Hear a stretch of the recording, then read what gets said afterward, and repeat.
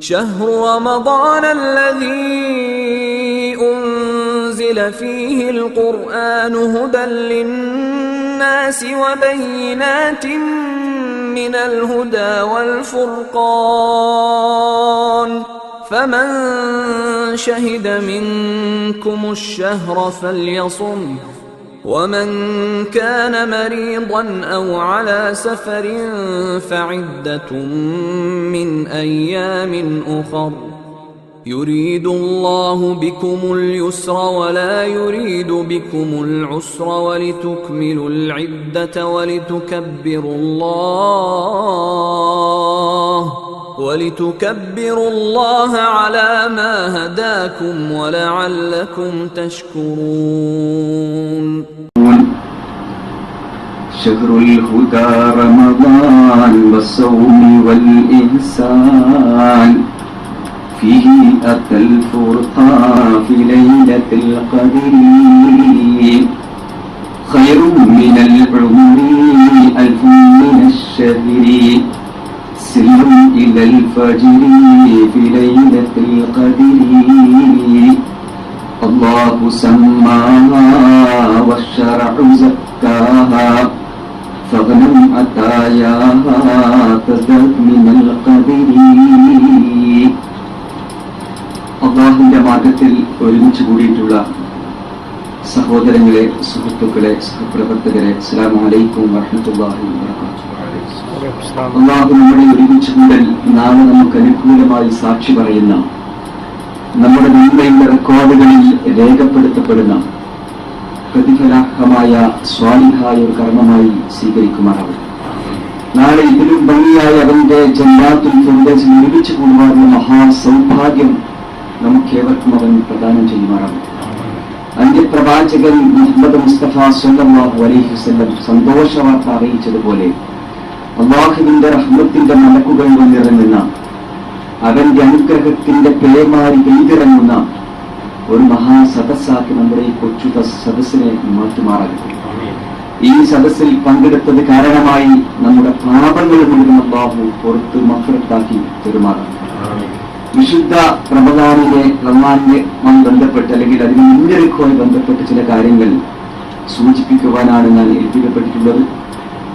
നമുക്കറിയാം, ഒരു കാര്യത്തിന് വേണ്ടി മുന്നൊരുക്കങ്ങൾ നടത്തണമെങ്കിൽ ആ കാര്യത്തിന്റെ ഗൗരവവും ആ കാര്യത്തിന്റെ പ്രാധാന്യവും പ്രസക്തിയുമെല്ലാം തന്നെ ആദ്യമായി മനസ്സിലാക്കപ്പെടേണ്ടതുണ്ട്.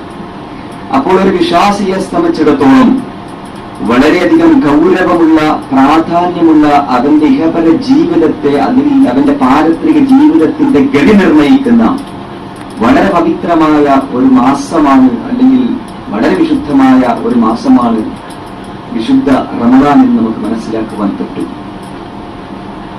ഈ അനുഗ്രഹീത മാസം ഏതാനും ദിവസങ്ങൾ കൂടി കഴിഞ്ഞാൽ നമ്മിലേക്ക് അനുഗ്രഹങ്ങളുടെ കേദാരമായ ഈ മാസം നമ്മിലേക്ക് പെയ്തിറങ്ങാൻ പോവുകയാണ്. ഈ സന്ദർഭത്തിൽ ഒരു യഥാർത്ഥ വിശ്വാസിയുടെ തികഞ്ഞ ചൈതന്യത്തോടെ, ആത്മചൈതന്യത്തോടെ ഈ നോമ്പിനെ എതിരേൽക്കുവാനും വരവേൽക്കുവാനും നമുക്ക് സാധ്യമാകേണ്ടതുണ്ട്. നമുക്കറിയാം, ലോക ഇസ്ലാമിക സമൂഹം വളരെയധികം കടുത്ത പരീക്ഷണങ്ങൾ നേരിട്ടുകൊണ്ടിരിക്കുന്ന ഒരു സാഹചര്യത്തിലൂടെയാണ് നമ്മൾ ജീവിച്ചുകൊണ്ടിരിക്കുന്നത്. ഇങ്ങനെയൊക്കെയാണെങ്കിലും 150 കോടിയോളം വരുന്ന മുസ്ലിം ലോകം അസ്സലാമു അലൈക യാ ശഹ്റ റമദാൻ എന്ന് പറഞ്ഞുകൊണ്ട് അതിനെ സ്വീകരിക്കുവാൻ ഒരുക്കങ്ങൾ നടത്തിക്കൊണ്ടിരിക്കുകയാണ്. ഇപ്പോൾ ഭൂമിയിൽ മാത്രമല്ല, അല്ലാഹുവിന്റെ ഉപരിലോകത്തും അതിനു വേണ്ട ഒരുക്കങ്ങൾ തകൃതിയിൽ നടന്നുകൊണ്ടിരിക്കുകയാണ്.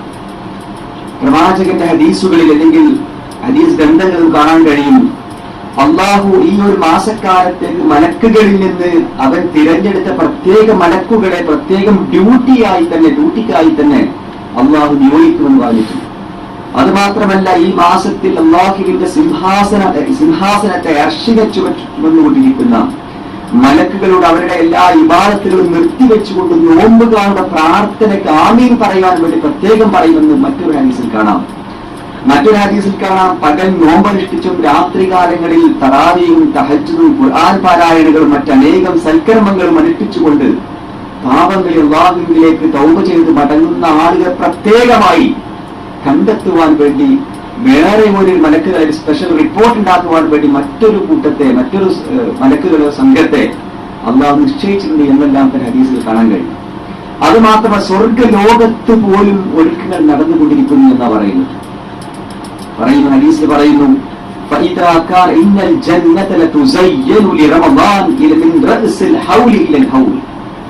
വിശുദ്ധ റമദാനിന്റെ എതിരേൽക്കുന്നതിന്റെ ഭാഗമായി വർഷാരംഭം മുതൽ അവസാനം വരെ സ്വർഗം അണിഞ്ഞൊരുങ്ങുകയും അതിൽ സുഗന്ധ വസ്തുക്കൾ പുകക്കപ്പെടുകയും ചെയ്യും. അങ്ങനെ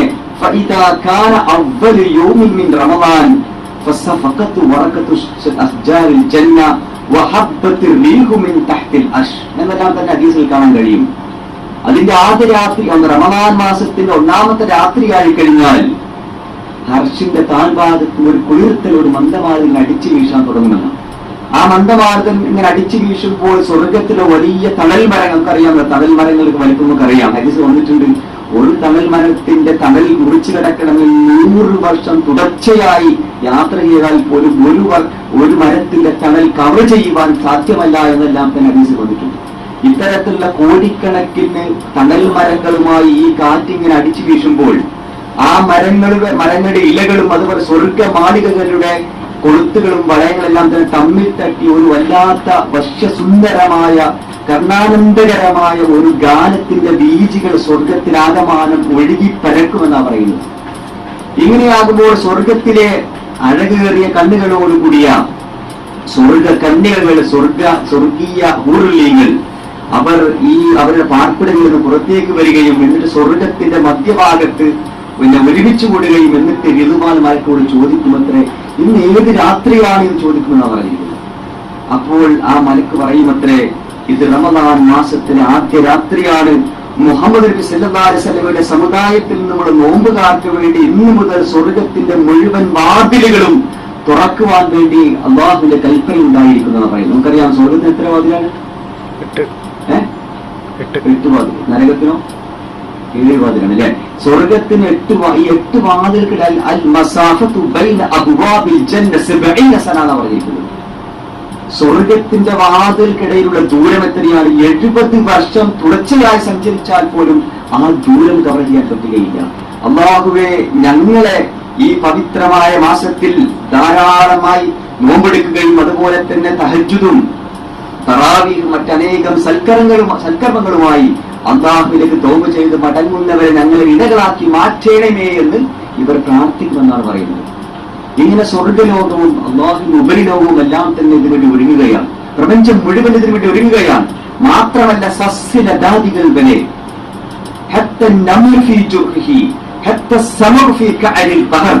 സമുദ്രത്തിന്റെ ആഴികളുടെ അഗാധങ്ങളിൽ ഊളിയിട്ട് കളിക്കുന്ന മത്സ്യങ്ങൾ വരെ, ഉറുമ്പുകൾ വരെ ഈ സ്വർഗീയ ഭൂമിയിലെ ഈ സ്വർഗീയ പകലുകൾക്ക് വേണ്ടി കാത്തിരിക്കുന്നു എന്നാണ് ഹദീസ് ഗ്രന്ഥങ്ങളിൽ നിന്ന് മനസ്സിലാക്കാൻ കഴിയുന്നത്. ഇനി എങ്ങനെയായിരുന്നു മഹാനായ പ്രവാചകനും ലോകാനുഗ്രഹിയായ പ്രവാചകൻ സല്ലല്ലാഹു അലൈഹി വസല്ലമയും സഹാബയെ കിറാമും എങ്ങനെയായിരുന്നു ഈ റമദാനിന് വേണ്ടി ഒരുങ്ങിയിരുന്നത്?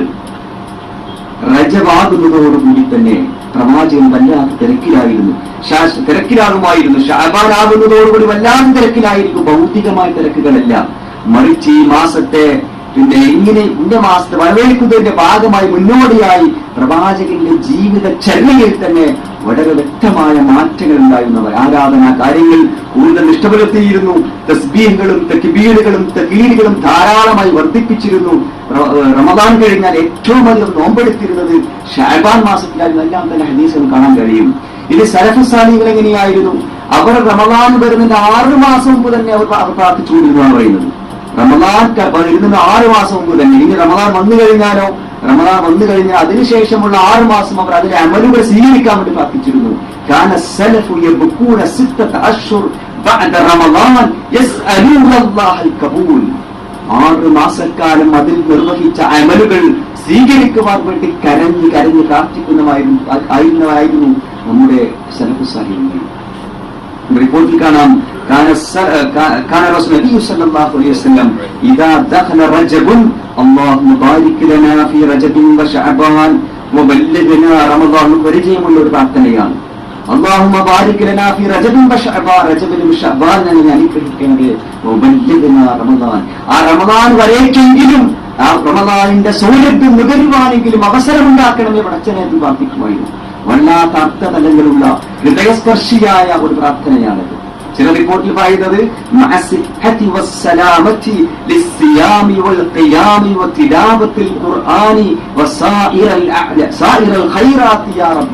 എന്നാണ്. പൂർണ്ണമായ ആരോഗ്യത്തോടെ പൂർണ്ണമായ സമാധാനത്തോടെ നോമ്പെടുക്കുവാനും നിസ്കരിക്കുവാനും മറ്റനേകം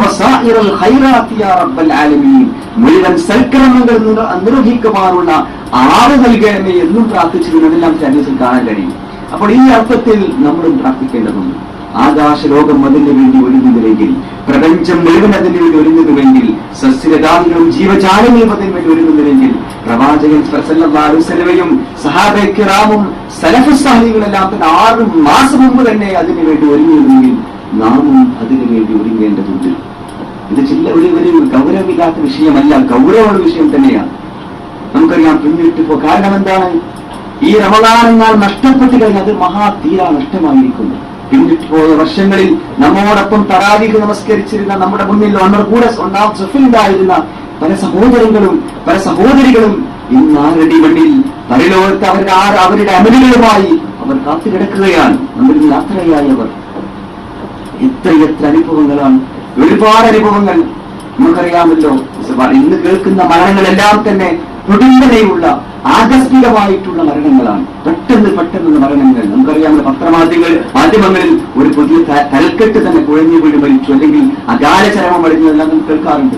ഒരുപാട് അനുഭവങ്ങൾ എന്റെ മനസ്സിനെ വല്ലാതെ നൊമ്പരപ്പെടുത്തിയ 1-2 അനുഭവങ്ങൾ നിങ്ങളുമായി ഞാൻ ഷെയർ ചെയ്യുന്ന ഈ സന്ദർഭത്തിൽ. ഏതാനും മാസങ്ങൾക്ക് കണ്ണൂരിലെ ഒരു സഹോദരൻ, അദ്ദേഹം ഒരു അവിവാഹിതനായ കമ്പ്യൂട്ടർ എഞ്ചിനീയർ.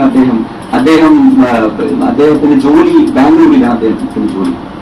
അങ്ങനെ 6 മാസത്തിന് ശേഷം അദ്ദേഹം നാട്ടിലേക്ക് വന്ന്, കണ്ണൂരിലേക്ക് വന്നു. ഉമ്മയെല്ലാം കണ്ട് അദ്ദേഹം 2 ആഴ്ച ശേഷം വീണ്ടും അങ്ങോട്ട് പോയി. വൈകുന്നേരമായി അദ്ദേഹത്തിന്റെ ഫ്ളാറ്റിലെത്തി. എന്നാൽ പിറ്റേ ദിവസം അദ്ദേഹത്തിന്റെ ജോലിക്ക് അദ്ദേഹം ഹാജരായിരുന്നില്ല.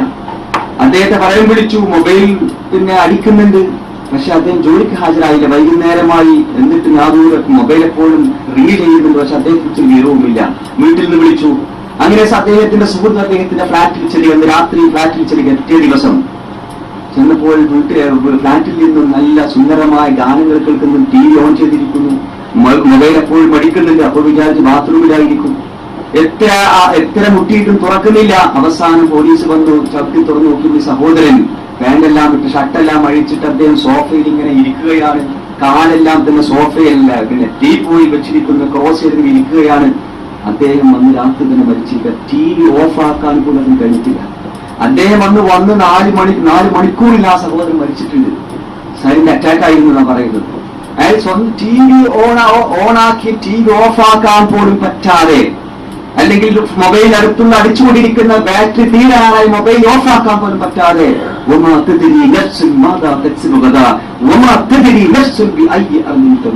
എവിടെ വെച്ചാണ്, ഫ്ലൈറ്റിൽ വെച്ചാണോ, ഫ്ളാറ്റിൽ വെച്ചാണോ, റോഡിൽ വെച്ചാണോ, കാറിൽ വെച്ചാണോ, എവിടെയാണ് അല്ലാഹു നമ്മുടെ റൂഹെടുക്ക് പറയാൻ പറ്റിയ സഹോദരന്മാർ.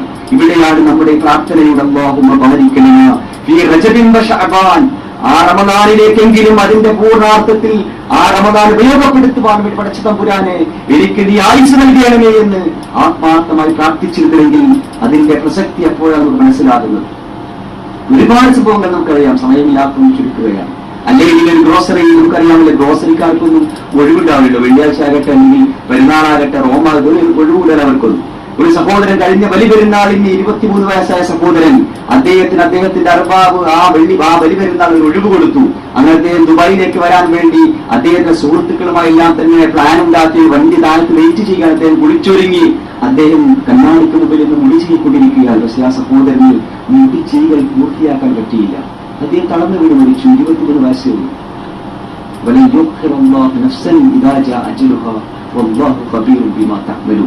വലിയ അർത്ഥത്തിൽ തന്നെ നമ്മൾ ഇതിനെ കാണേണ്ടതുണ്ട്.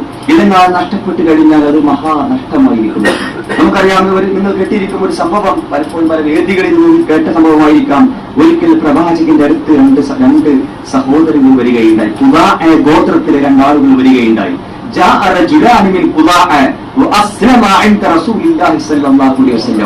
പ്രവാചകന്റെ അടുത്ത് വന്ന് 2 ആളുകൾ ഇസ്ലാം സ്വീകരിച്ചു. അതിൽ ഒരാളെങ്ങനെയായിരുന്നു? തന്റെ സഹോദരനേക്കാൾ ജിഹാദി ആവേശമുള്ള അള്ളാഹുവിന്റെ മാർഗത്തിൽ യുദ്ധം ചെയ്ത് മരിക്കുവാൻ ഷഹാദത്ത് ആഗ്രഹിച്ചിരുന്ന ഒരു മനുഷ്യയായിരുന്നു അദ്ദേഹം.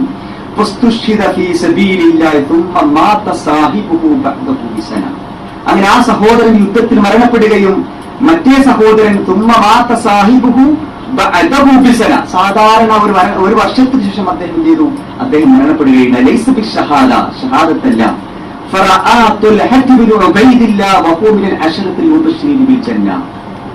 എന്നാൽ രണ്ടാമത്തെ സഹോദരൻ ഒരു വർഷത്തെ സാധാരണ മരണം വരിച്ച ആ ദിവസം ഒരു വലിയ സ്വപ്നം കാണുക. എന്താണ് കണ്ടത്?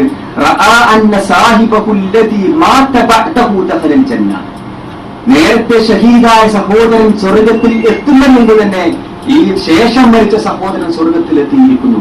അങ്ങനെ എന്താണ് ഈ ചർച്ച?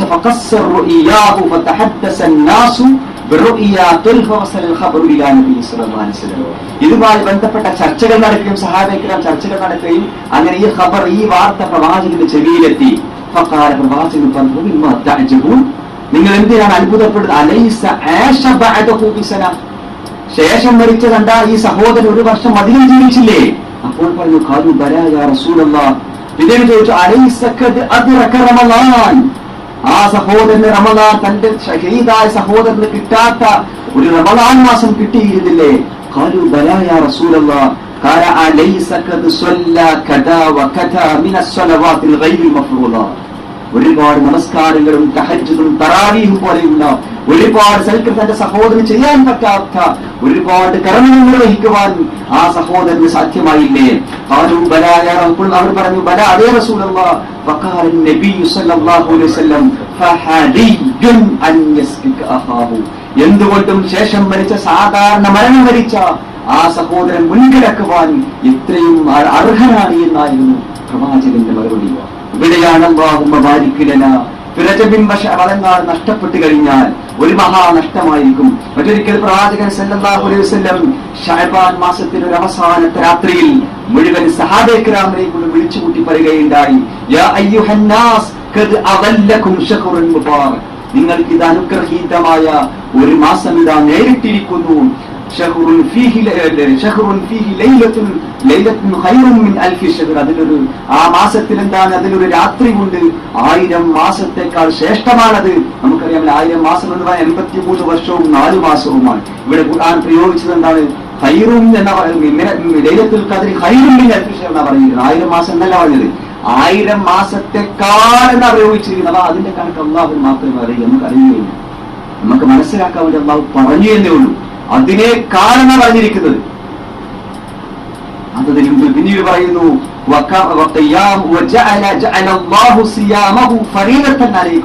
അതിൽ നോമ്പെടുക്കുക എന്നത് നിബന്ധമാക്കിയിരിക്കുന്നു. പിന്നെ ആ രാത്രികളിൽ നിന്ന് നമസ്കരിക്കുക എന്നുള്ളത് സുന്നത്തായ കർമ്മമായി അവൻ നിശ്ചയിച്ചിരിക്കുന്നു. പിന്നെ പറഞ്ഞു, പ്രവാചകന്റെ വേടുകൾ നമ്മൾ മനസ്സിലാക്കണം.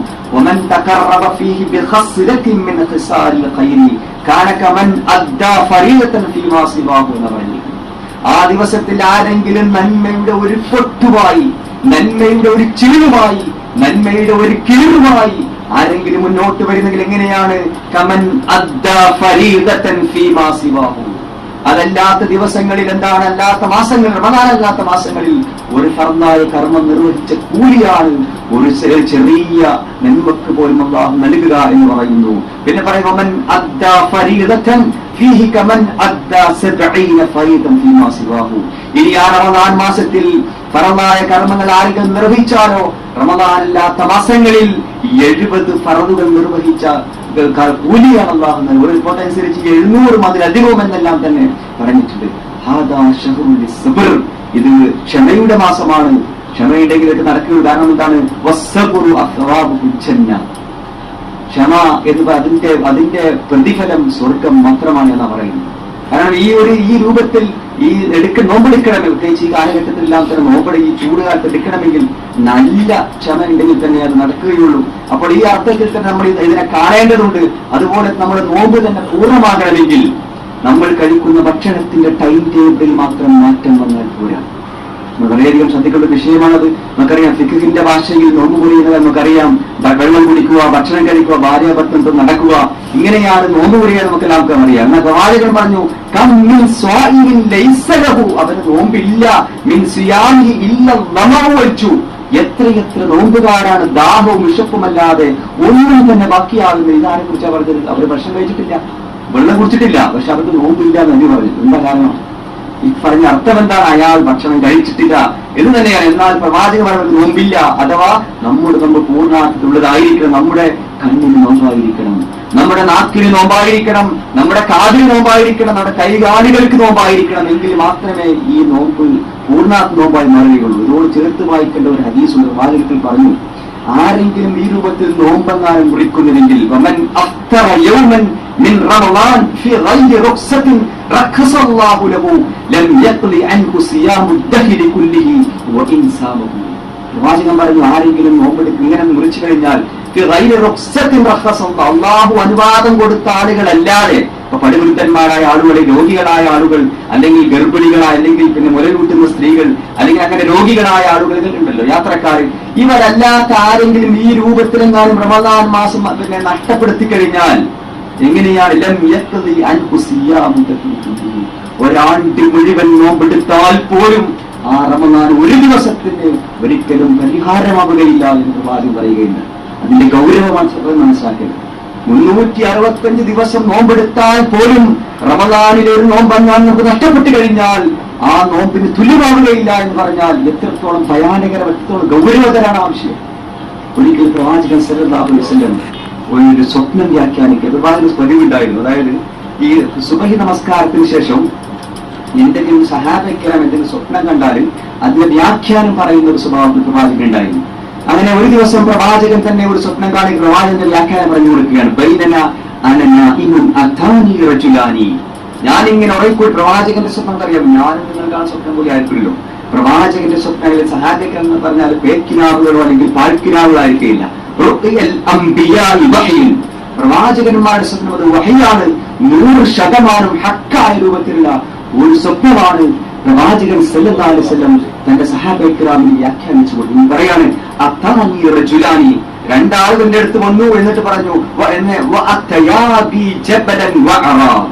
ഒരു വളരെ സ്റ്റീപ്പായ, വളരെ ചെങ്കുത്തായ, കുത്തനെയുള്ള ഒരു വലിയ പർവ്വതത്തിന്റെ താഴ്വാരത്തിൽ എന്നെ കൊണ്ടുപോയി നിർത്തി. എന്നിട്ട് പറഞ്ഞു, ഫഖാലാലി, രണ്ടുപേരോട് രണ്ടുപേരെ ആരാ തിരിച്ചു പറഞ്ഞിട്ടുണ്ട്? മീകായിൽ അലൈഹിസ്സലാമയും മറ്റു ജിബ്രീൽ അലൈഹിസ്സലാമയുമായിരുന്നു. എന്നിട്ട് പറഞ്ഞു, ഫഖാലാലി, രണ്ടുപേരോട് പറഞ്ഞു, ഇസ്അൽ യാ മുഹമ്മദ്, മുഹമ്മദേ കേറണം. ജബലുൽ നൂറും അതിൽ 6 ഹിറയുമെല്ലാം തന്നെ നടന്ന പ്രവാചകനോട് കയറാൻ പറഞ്ഞ പ്രവാചകൻ ഇതിന്റെ കണ്ടപ്പോ പറഞ്ഞു, ഇന്നില്ല ഉത്തീക്കൂ, എനിക്ക് കഴിയില്ല, അത്രയും ചെങ്കുത്തായ മലയാണ്. അപ്പോൾ അവർ പറഞ്ഞു, എന്നാൽ ഞങ്ങൾ നിന്നെ സഹായിക്കാം. അങ്ങനെ പ്രവാചകന്റെ ഇരു കരങ്ങൾ 2 സൈഡിൽ പിടിച്ചുകൊണ്ട് മലക്കുകൾ പ്രവാചകനെ കൊണ്ട് ഈ പർവ്വതത്തിന്റെ ഉച്ചയിലേക്ക് മെല്ലെ മെല്ലെ കയറി പോവുകയാണ്. അങ്ങനെ അവിടെ പർവ്വതത്തിന്റെ നിരപ്പായി ഉയർന്ന സ്ഥലത്തെത്തിയപ്പോൾ ഭയങ്കരമായ അട്ടഹാസങ്ങളും ശബ്ദങ്ങളും കേട്ടുകൊണ്ടിരിക്കുന്നു. പ്രവാചകൻ ബേജാറായി, സങ്കടത്തോടുകൂടി വ്യസനത്തോട് ചോദിച്ചു, എന്താണ്, ആരാണിത്? എന്താണ് ഈ ശബ്ദം, എന്താണ് ഈ അട്ടഹാസങ്ങൾ? അപ്പോൾ ആ മലക്കുകൾ പറഞ്ഞത്രേ, നരകവാസികളുടെ അട്ടഹാസങ്ങളാണ് പ്രവാചകരെ റസൂലെ താങ്കൾക്ക് അല്ലാഹു കേൾപ്പിച്ചു തരുന്നത്. അവരുടെ നിലവിളികളാണ്, ആർത്തനാദങ്ങളാണ് താങ്കൾ കേട്ടുകൂടിയിരിക്കുന്നത്. എന്നിട്ട് അതിനുശേഷം പ്രവാചകൻ വീണ്ടും മറ്റൊരു സ്ഥലത്തേക്ക് കൊണ്ടുപോയി,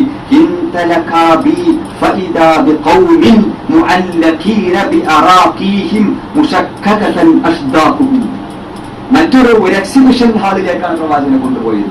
ഒരുപാട് ആളുകൾ ഇങ്ങനെ എന്താണ് കീഴ്ക്കാൻ തൂക്കാക്കിയിട്ട് തല താഴേക്കും കാലിങ്ങനെ കെട്ടിത്തൂക്കിയിരിക്കുന്നു. കാലിൽ നെരിയായി തുളച്ചുകൊണ്ട് വായിൽ രക്തം ധാരധാരയായി ഒഴുകിക്കൊണ്ടിരിക്കുന്നു. വളരെ ഭീകരമായ ഒരു കാഴ്ചയാണ് പ്രവാചകൻ കാണിച്ചു കൊടുത്തു. പ്രവാചകൻ ചോദിച്ചു, ആരാണിത് ചോദിച്ചു. അപ്പോൾ പറഞ്ഞു,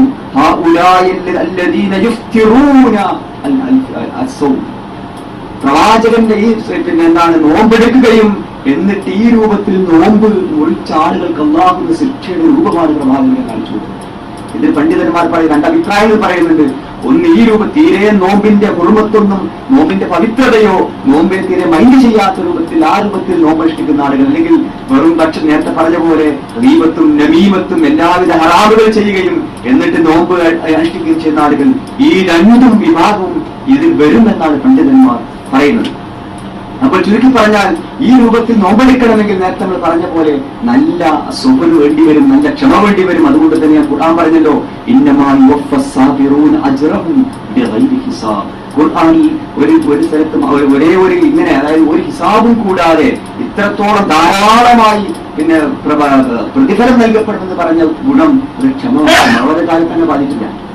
ഇന്നമാസാബിറൂൻ, ഇങ്ങനെ ക്ഷമിക്കുന്ന, തിന്മകളിൽ നിന്ന് മാറി നിൽക്കുവാൻ വേണ്ടി, നന്മകൾ ചെയ്യുവാൻ വേണ്ടി അങ്ങനെ എല്ലാം സഹിക്കുകയും ക്ഷമിക്കുകയും ചെയ്യുന്ന ആളുകൾക്കാണ് അല്ലാഹു ജന്നത്ത് കൊടുക്കുക, സ്വർഗം കൊടുക്കുക എന്ന് പറയുന്നു. ഇതുപോലത്തെ പ്രവാചകൻ റിപ്പോർട്ടിൽ മറ്റൊരു ഹദീസ് കാണാം. ഈ മാസത്തിന് പ്രത്യേകം മനസ്സിലാക്കുവാൻ വേണ്ടി ഒരിക്കൽ പ്രവാചകൻ പറഞ്ഞു, ജാബിർ റളിയല്ലാഹു അൻഹു അന്ന റസൂലുള്ളാഹി സ്വല്ലല്ലാഹു അലൈഹി വസല്ലം ഖാല ഉതീതു ഉമ്മതി ബിശഹ്രി റമളാന ഖംസ. പ്രവാചകൻ പറയുകയാണ്, മുസ്ലിം റിപ്പോർട്ട് ഹദീസിലാണ്, അതായത് എനിക്ക് മുമ്പ് ഒരു പ്രവാചകന്മാർക്കും നൽകപ്പെട്ടിട്ടില്ലാത്ത 5 അനുഗ്രഹങ്ങൾക്ക് അല്ലാഹു നൽകിയിരിക്കുന്നു റമളാനുമായി ബന്ധപ്പെട്ട്. അതിലെന്താണ് ഒന്നാമത്തത്?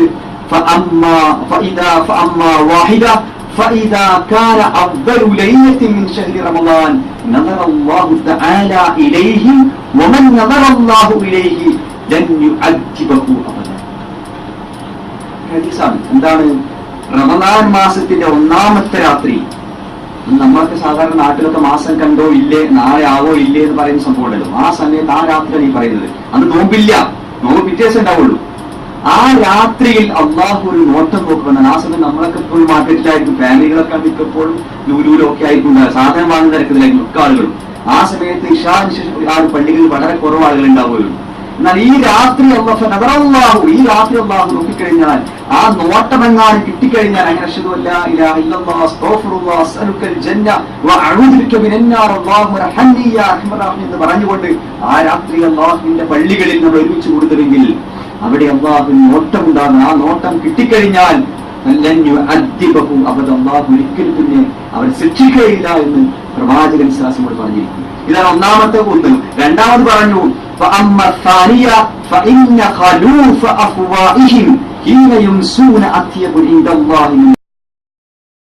കസ്തൂരിയേക്കാൾ അതിനുപോലും കൂലി നൽകുകയാണ്. നമ്മൾ വിചാരിക്കും വായ്നാട്ടത്തിന് കൂലിയോ?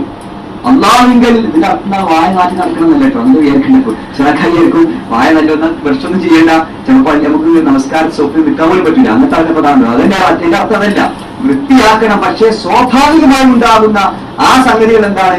അള്ളാഹുവിന്റെ അത് വലിയ കൂലിയുള്ള കാര്യം, പ്രയാസപ്പെടേണ്ടതില്ല എന്ന് പറഞ്ഞർത്ഥം. അത് വേറെ പ്രവാചകൻ പറഞ്ഞിട്ടുണ്ട്, 5 നേരം തന്നെ നിസ്വാഹി ചെയ്യാൻ വേണ്ടിയിട്ട് കാതുപത്തിൽ വേറെ പറഞ്ഞിട്ടുണ്ട്. അപ്പൊ അങ്ങനെ മനസ്സിലാക്കണം. ഇനി فإن الملائكة تستغفر لهم في كل يوم وليلة.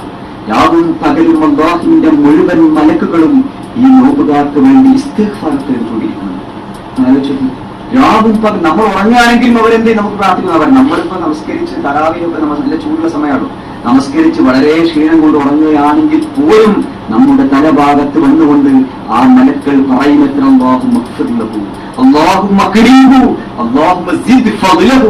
ഈ സഹോദരന് അതാ നീ പുറത്തു കൊടുക്കണമേ, അവരെ നീ ഉന്നത സ്ഥാനത്ത് നിയോഗിക്കാം, അവനെ ആദരിക്കണമേ, അവന് ഫضല് വർദ്ധിപ്പിച്ചു കൊടുക്കണമേ. ഈ ഒരു മാസക്കാലം ഈ മലക്കുകളുടെ മാലാഖമാർ നമുക്ക് വേണ്ടി പ്രാർത്ഥിച്ചുകൊണ്ടിരിക്കുമെന്ന് പ്രവാചകൻ സല്ലല്ലാഹു നമുക്ക് സന്തോഷ വാർത്ത. ഇതാണ് മൂന്നാമത്തെ കാര്യം. നാലാമതായി പറഞ്ഞു,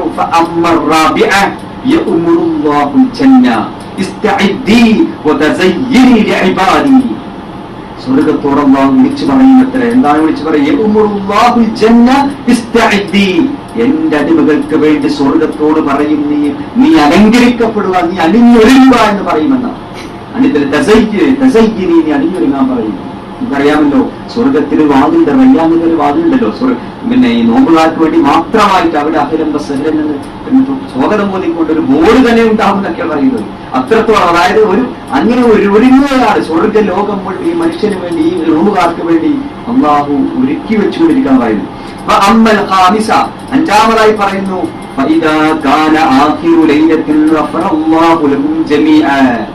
അങ്ങനെ റമദാനിന്റെ അവസാനത്തെ രാത്രി, നാളെ പെരുന്നാളാണെങ്കിൽ ഇന്ന് അത് മനസ്സിലാക്കുന്നുണ്ട്. ആ അവസാനത്തെ റമദാന്റെ അവസാനത്തെ രാത്രി ആയാൽ അന്ന് മിക്കവാറും ആളുകൾ സ്നോ വൈറ്റിലേക്ക് ഉണ്ടാകാം, അല്ലെങ്കിൽ ലുലുവിലേക്ക് ഉണ്ടാകും. കാരണം ആ സമയത്ത് ഡ്രസ് എടുക്കുന്നതിനാണ് 27 കഴിഞ്ഞാൽ പിന്നെ അതിന്റെ എല്ലാ ഗൗരവവും നഷ്ടപ്പെടും നമ്മളെ സ്വാഭാവികമായിട്ടും. കാരണം അങ്ങനെ ആരാണെങ്കിലും അവസാനത്തെ രാത്രിയിൽ അള്ളാഹുവിന്റെ മുഴുവൻ അന്ന് നമ്മൾ പള്ളിയിലുണ്ടാവില്ല. നമ്മുടെ സമൂഹത്തിന്റെ അവസ്ഥ അതുവരെ ഉഷാറായിരിക്കും. അവസാനത്തെ രാത്രി എന്താ അള്ളാഹു വാഗ്ദാനം ചെയ്ത അവിടെ ഉണ്ടാവില്ല, അവിടെ ഉണ്ടാവില്ല. ഗഫറല്ലാഹു ജമീഅൻ, അള്ളാഹു പൂർണ്ണമായി എല്ലാതും പുറത്തു കൊടുക്കുന്ന പറയുന്നു.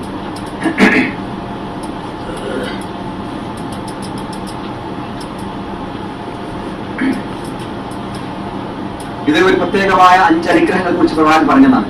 ഇത് നമുക്ക് മനസ്സിലാക്കുന്നത് റമദാൻ എന്താണ്? റമദാൻ എന്ന് പറഞ്ഞാൽ അതിന്റെ അർത്ഥം എന്താണ്? ശരിക്ക് കരിച്ചു കളയുക എന്നാണ്. നമ്മുടെ പാപങ്ങൾ കരിച്ചു കളയാണ് ഒരു വലിയ അവസരമായി. കഴിഞ്ഞ 11 മാസം നമ്മൾ ചെയ്തു കൂട്ടിയ പാപങ്ങൾ കരിച്ചു കളയാനുള്ള ഒരു മഹാ അവസരമാണ് നമുക്ക് വന്നിരിക്കുന്നത്.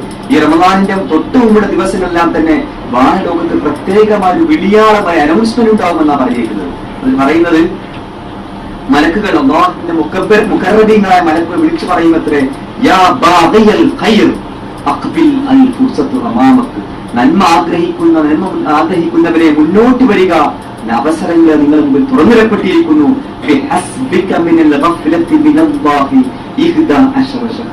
കഴിഞ്ഞ 11 മാസം നീ അല്ലാഹുവിനെ കുറിച്ച് അശ്രദ്ധയിലായിരുന്നു. അത് നിർത്താൻ സമയമായിരിക്കുന്നു. ജീവിത വ്യവഹാരങ്ങൾക്ക് വേണ്ടിയുള്ള നെട്ടോട്ടത്തിനിടയിൽ നീ എല്ലാം മറന്നുപോയിരിക്കുന്നു. അതുകൊണ്ട്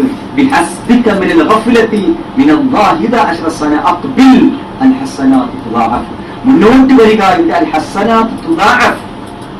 നിന്റെ കർമ്മങ്ങൾ ഇരട്ടിയാക്കപ്പെടുകയാണ്. വാതായനങ്ങൾ, കവാടങ്ങൾ തുറന്നിടപ്പെട്ടിരിക്കുകയാണ്. മാർഗത്തിൽ സമർപ്പിക്കുവാൻ വേണ്ടി ഇങ്ങനെ ഇപ്പോൾ ആകാശ ലോകത്ത് അനൗൺസ്മെന്റുകൾ നടന്നുകൊണ്ടിരിക്കുന്നു എന്ന് നമുക്ക് കാണാൻ കഴിയില്ലെങ്കിലും അതിന്റെ കൈഫിയത്ത് നമുക്കറിയില്ല.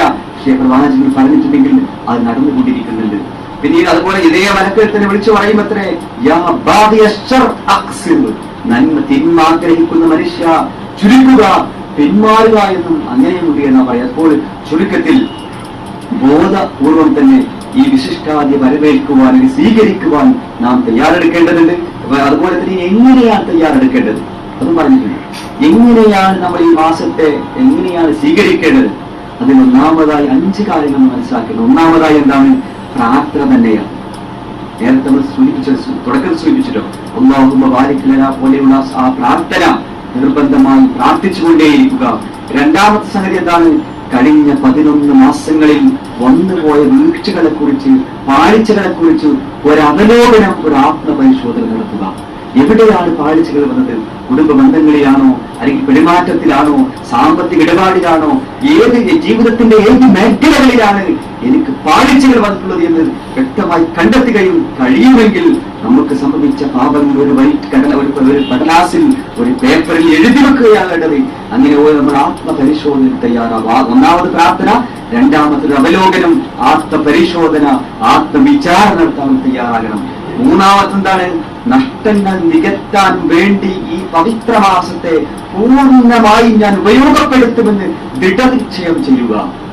ജീവിതത്തിൽ വന്നുപോയി പിന്നിട്ട ഇന്നലകളിൽ എന്നിൽ നിന്ന് വന്നുപോയ അറിഞ്ഞും മറിയാതെയും രഹസ്യമാൻ ചെയ്തു പോയ ഒരുപാട് പാപങ്ങളുടെ കൂമ്പാരങ്ങൾ ഉണ്ടാകുമല്ലോ. അതെല്ലാം തന്നെ ഈ മാസത്തിൽ ഞാൻ കരിച്ചു കളയും, അല്ലെങ്കിൽ അതിനു വേണ്ടി തൗബ നടത്തും. എന്നെല്ലാം പറയുന്നുണ്ടല്ലോ, സൂറത്ത് സുബറിൽ പറയുന്നുണ്ട്. പിന്നെ അസ്റഫു അലാ അൻഫുസിഹിം ലാ തഖ്നതു മിൻ റഹ്മത്തില്ലാ, സ്വന്തത്തോട് തന്നെ ധാരാളമായി പാപങ്ങൾ ചെയ്ത മനുഷ്യരെ നിങ്ങൾ എന്താണ് ഇബാദിയ എന്നാ പറയുന്നത്. എന്റെ അടിമകളോട് പറയണം എന്ന് പറഞ്ഞിരിക്കുന്നത്. അല്ലദീന അസ്റഫു അലാ അൻഫുസിഹിം ലാ തഖ്നതു മിൻ റഹ്മത്തില്ലാ, അല്ലാഹുവിന്റെ കാരുണ്യത്തെ കുറിച്ച് നിങ്ങൾ ഒരിക്കലും നിരാശരാകാൻ പാടില്ല. അതാണ് മൂന്നാമത്. നാലാമതായി പരിശുദ്ധിയോട് ഒരു നിഷ്കളങ്കമായ പശ്ചാത്താപം, എന്താണ് പശ്ചാത്താപ ബോധത്തോടുകൂടി എന്ത് ചെയ്യണം? ഈ റമദാൻ നമുക്ക് സമീപിക്കാൻ കഴിയും. എന്തായാലും നാട്ടിൽ എവിടേക്കാണെങ്കിലും പിന്നെ പള്ളികളും എല്ലാം പെയിന്റടിക്കുന്നു, വീടുകളെല്ലാം നനച്ചുകൂടി നടത്തുന്നു, പല രൂപത്തിലുള്ള സംഘം നടത്തുന്നു. ഇത് പുറമേയുള്ള ശുദ്ധിയാണ്. ആത്മീയമായ പശ്ചാത്താപത്തിലൂടെ, നിഷ്കളങ്കമായ നിഷ്കപടമായ പശ്ചാത്താപത്തിലൂടെ ഈ റമദാനിനെ എതിരേൽക്കാൻ കഴിയും. അതാണ് നാലാമത്തത്. അഞ്ചാമത്തെ എന്താണ്? ബന്ധങ്ങൾ നേരെയാക്കണം. നമുക്കറിയാമല്ലോ, ഒരുപാട് മനുഷ്യരാണ്, തെറ്റുകൾ വന്നിട്ടുണ്ടാകും, സ്വാഭാവികമാണ്. എന്നിരുന്നാലും ബന്ധങ്ങൾ, കുടുംബ ബന്ധങ്ങൾ നേരെയാക്കണം. ഒരുപാട് ചെറിയ നിസ്സാര കാര്യത്തിന്റെ പേരിൽ നാട്ടിൽ പോയപ്പോൾ പറഞ്ഞില്ല, നാട്ടിൽ വന്നപ്പോൾ ഫോൺ വിളിച്ചില്ല, അല്ലെങ്കിൽ കല്യാണം ഫോണിലൂടെ പറഞ്ഞു, നിസ്സാരമായ കാര്യങ്ങളുടെ പേരിൽ മാസങ്ങളോളം വർഷങ്ങളോളം മിണ്ടാത്ത ഒരുപാട് സഹോദരങ്ങളുണ്ട്.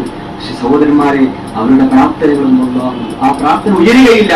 അവർ 1000 വട്ടം അസ്തഗ്ഫിറുല്ലാഹ് പറഞ്ഞാലും ആ പ്രാർത്ഥനകൾ അല്ലാഹു ഒരിക്കലും സ്വീകരിക്കുകയില്ല. അപ്പോൾ ബന്ധങ്ങൾ നേരെയാക്കണം. അതാണ് 5ാമതായി പറയുന്നത്. ഈ രൂപത്തിൽ ഈ റമദാനിനെ സ്വീകരിക്കുവാൻ അല്ലാഹു നമ്മെ അനുഗ്രഹിക്കുമാറാവട്ടെ.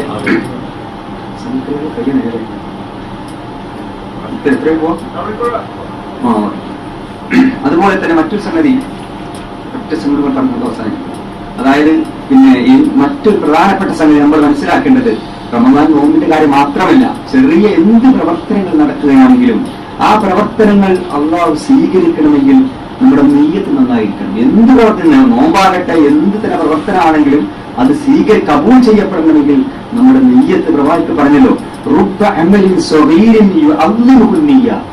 എത്ര ചെറിയ ചെറിയ പ്രവർത്തനങ്ങളാണ്, നിസ്സാരമെന്ന് തോന്നാവുന്ന പ്രവർത്തനങ്ങളാണ്, അതിനെ നിയ്യത്ത് വലിയ നിയ്യത്തായതുകൊണ്ട് അല്ലാഹു എന്താണ് വലിയ പ്രവർത്തനമായി അല്ലാഹു സ്വീകരിക്കും. മറ്റൊരു റുബ്ബ അമലിൻ കബീരിൻ യുസഗ്ഗിറുഹു നിയ്യ. എത്ര വലിയ വലിയ പ്രവർത്തനങ്ങളാണ്, സംരംഭങ്ങളാണ്, പിന്നെ അതിന്റെ ഉദ്ദേശശുദ്ധി മോശമായതുകൊണ്ട് അല്ലാഹു എന്താണ് നിസ്സാരമാക്കി എന്ന് പറഞ്ഞിട്ടുണ്ട്. അപ്പൊ നമുക്കറിയാം, ഇന്ന് ശാസ്ത്രം കൈവെക്കാത്ത മേഖലകളില്ലല്ലോ, എല്ലാ സംഗതി. എന്നാൽ ഒരു മനുഷ്യന്റെ നീയത്ത് നോക്കിയിട്ട് പ്രതിഫലം നൽകാൻ പറ്റിയ ഒരു ഉപകരണവും ലഭിച്ചിട്ടുണ്ട്. ഞാൻ എന്റെ മനസ്സിൽ എന്താണ് ആർക്കോ അത് എനിക്കും ഒന്നാമത് മാത്രമേ ഉള്ളൂ, ഒരു മനുഷ്യർ അറിയാൻ പറ്റില്ല. അതാണ് ഈ പരലോകത്തെ പ്രസക്തി ഉള്ളത്. ഏത് നാർക്കോ അനാലിസിസ് ആകട്ടെ, നുണപരിശോധന ആകട്ടെ, എന്ത് ടെസ്റ്റ് ഉണ്ടെങ്കിലും ഒരു മനുഷ്യന്റെ മനസ്സിന്റെ ഉള്ളിൽ എന്താണുള്ളത് എന്ന് ഒരു മനുഷ്യനും അയാൾക്കല്ലാതെ അല്ലാഹുവിനും അല്ലാതെ പറയാൻ പറ്റില്ല. അതുകൊണ്ട് ഇന്നമൽ അഅ്മാലു ബിന്നിയ്യാത്ത് പറയാൻ കാരണം അതാണ്. മുഴുവൻ ഹദീസ് ഗ്രന്ഥങ്ങളുടെയും ആദ്യത്തിൽ തന്നെ അതാ പറയുന്നത്, ഇന്നമൽ അഅ്മാലു ബിന്നിയ്യാത്ത്. നോമ്പ് മാത്രമല്ല, മുഴുവൻ പ്രവർത്തനങ്ങളും അങ്ങനെയാണ്. അല്ലാഹു കബൂൽ ചെയ്യണമെങ്കിൽ ഇഖ്ലാസോടുകൂടി അല്ലാഹുവിന് വലിയ ഉദ്ദേശിച്ചുകൊണ്ടായിരിക്കണം ചെയ്യേണ്ടത്. ഒരിക്കൽ ഒരു താബഈ പണ്ഡിതനുണ്ടായിരുന്നു. അദ്ദേഹത്തിന്റെ പണി എന്ന് പറഞ്ഞാൽ പിന്നെ നെയ്ത്ത് അദ്ദേഹത്തിന് ടൈലറായിരുന്നു അദ്ദേഹം. അപ്പൊ അദ്ദേഹത്തിന് ഒരിക്കൽ നല്ലൊരു കേട്ടുന്ന ഒരു വർഷ സംഭവം, അദ്ദേഹത്തിന് നല്ലൊരു പട്ടുതുണി കിട്ടിയതാണ്. അങ്ങനെ അദ്ദേഹം വിചാരിച്ചു, ഇത് നല്ലോണത്തെ സ്റ്റിച്ച് ചെയ്ത് നല്ല ഒരു വസ്ത്രം ഉണ്ടാക്കി മാർക്കറ്റിൽ കൊണ്ടുപോയാൽ നല്ല ഒരു വില കിട്ടുമെന്ന് വിചാരിച്ച ഇദ്ദേഹം വളരെ ശ്രദ്ധിച്ച് നെയ്തെടുത്ത് ഇസ്ത്രീയെല്ലാം വിട്ട് അദ്ദേഹം മാർക്കറ്റിലേക്ക് ഇത് കൊണ്ടുപോയി.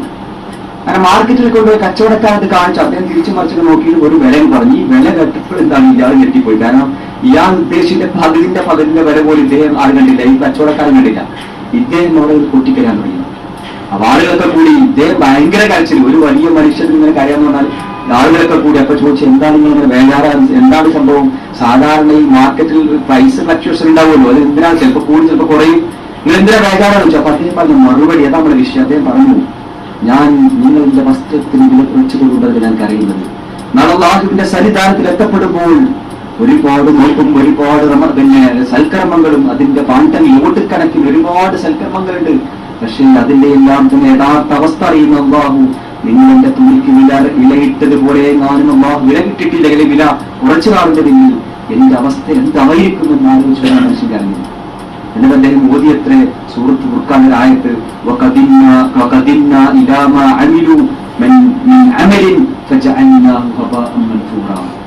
അല്ലാഹു പറയണം, അവർ ചെയ്ത മുഴുവൻ പ്രവർത്തനങ്ങളെയും ഒരുമിച്ച് കൂട്ടിയിട്ട് ദൂരെയാക്കി പറപ്പിച്ചു എന്ന് പറയുന്നു. അറബി ഭാഷയിൽ ഹബാ എന്ന് പറഞ്ഞാൽ എന്താ അറിയോ, ഈ പ്രകാശം പകല് സൂര്യ വെളിച്ചത്തിനുണ്ടാവും ചെറിയ പൊടികൾ നാട്ടെ കാണാൻ പറ്റും. ഇപ്പൊ ജനങ്ങളുടെ കൂടെ അരിച്ചിറങ്ങുന്ന പ്രകാശത്തിന്റെ ചെറിയ പൊടി, അതിനാണ് ഹബാ എന്ന് പറയും. അതുപോലെയാക്കി ദൂരെയാക്കി കഴിയുന്ന. അപ്പൊ നമ്മൾ ഒരുപാട് നോമ്പെടുത്ത് വളരെ പ്രയാസപ്പെട്ട് നോമ്പെടുത്തിട്ടുണ്ടാവും. പക്ഷെ നീയത്ത് മോശമാണെങ്കിൽ അവിടെ ചെന്ന് ഉണ്ടാവും. ഏത് പിന്നെ വിശ്വാസിയുടെ എന്തൊരു പ്രവർത്തനവും ഖൗഫും പ്രജാവും ഉണ്ടായിരിക്കണം. അല്ലാഹു എന്റെ പ്രവർത്തനം, എന്റെ നോമ്പിന്റെ നമസ്കാരം സ്വീകരിക്കാതിരിക്കില്ല എന്ന പ്രതീക്ഷയും പഠിച്ചോനെ സ്വീകരിക്കാതിരിക്കുമോ എന്ന പേടിയും ഏതൊരു പ്രവർത്തനങ്ങളായിരിക്കണം. ഖൗഫും പ്രജാവും ഉണ്ടായിരിക്കണം. അതുകൊണ്ട് തന്നെയായിരുന്നു സഹോദരി നമ്മൾ പറഞ്ഞ നേരത്തെ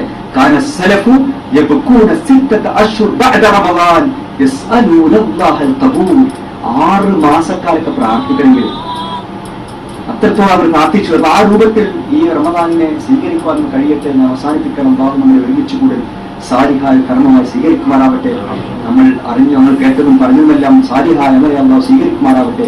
നമ്മുടെ വാക്കും പ്രവൃത്തിയും അല്ലാഹു യോജിപ്പിച്ചു നിർത്തേണമേ. ഇസ്ലാമികമായ കാര്യങ്ങൾ പഠിക്കുവാൻ മനസ്സിലാക്കുവാനും ജീവിതത്തിൽ പകർത്തുവാനും അല്ലാഹു നമുക്ക് സന്മനസ്സും മാർജ്ജവും നൽകി അനുഗ്രഹിക്കുമാറാവട്ടെ. ജീവിതത്തിൽ അറിഞ്ഞും അറിയാതെ രഹസ്യമായും പരസ്യമായും ചെയ്തു പോയില്ല പാപങ്ങളും നമുക്ക് പുറത്ത് മക്കളെ പെരുമാറാവട്ടെ. എവിടെ വെച്ച് മരിക്കുകയാണെങ്കിൽ ലാ ഇലാഹ ഇല്ലല്ലാഹ് ചിരിച്ചുകൊണ്ട് സമാധാനത്തോടെ സന്തോഷത്തോടെ ഈ ലോകത്തിൽ വിട പറയുന്ന സൗഭാഗ്യം നമുക്ക് അനുഗ്രഹിക്കുമാറാവട്ടെ. اللهم اغفر للمؤمنين والمؤمنات والمسلمين والمسلمات والاحياء منهم الاموات انك مجيب الدعوات يا قاضي الحجاب. ربنا تقبل منا انك انت السميع العليم وتب علينا انك انت التواب الرحيم واغفر لنا يا غافر المذنبين وارحمنا يا ارحم الراحمين.